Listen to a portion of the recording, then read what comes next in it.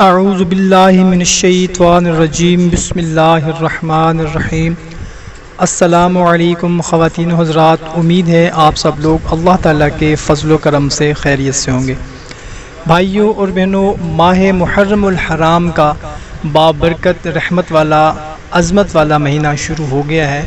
دعا کرتے ہیں کہ اللہ تعالیٰ اس ماہ مبارک کو ہم پر راضی فرمائے اور ہمیں اس ماہ مبارک کی تمام رحمتیں، برکتیں، عظمتیں سمیٹنے کی توفیق عطا فرمائے، آمین۔ خواتین حضرات، ہر گھر میں کوئی نہ کوئی پریشانی ہے، ہر بندہ اپنی جگہ پر پریشان ہے۔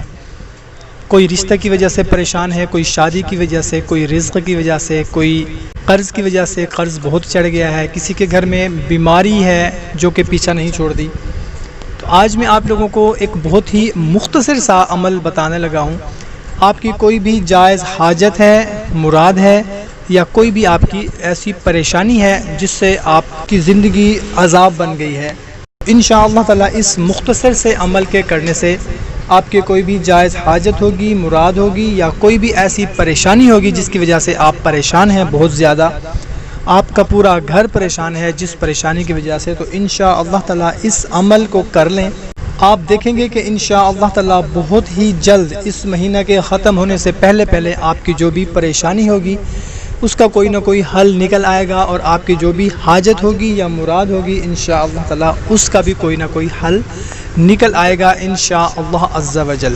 بہت ہی مختصر سا عمل ہے، کرنا آپ نے یہ ہے کہ ماہ محرم الحرام کے پورے مہینے میں روزانہ 700 مرتبہ آپ نے سبوح قدوس ربنا اللہ کم از کم 700 مرتبہ پڑھنا ہے، اور زیادہ سے زیادہ جتنا مرضی آپ پڑھ سکتے ہیں۔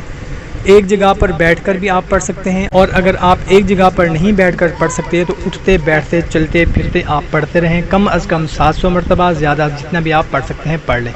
اور اس کے بعد جب تسبیح مکمل ہو جائے تو اللہ کے حضور رو رو کر، گڑ گڑا کر اپنی حاجت، مراد، پریشانی کے لیے دعا کرنی ہے۔ انشاءاللہ عز و جل ہماری پریشانی اور ہماری حاجتیں بھی پوری ہوں گی۔ کوشش کیا کریں کہ اچھی بات کو دوسروں تک لازمی پہنچایا کریں، صدقہ جاریہ سمجھ کر۔ تو ہمیں اجازت دیں، ملتے ہیں ایک نئی ویڈیو میں، تب تک اپنا اور اپنے اہل خانہ کا خیال رکھیے گا، اور ہمیں بھی دعاؤں میں ضرور یاد رکھیے گا۔ اللہ حافظ۔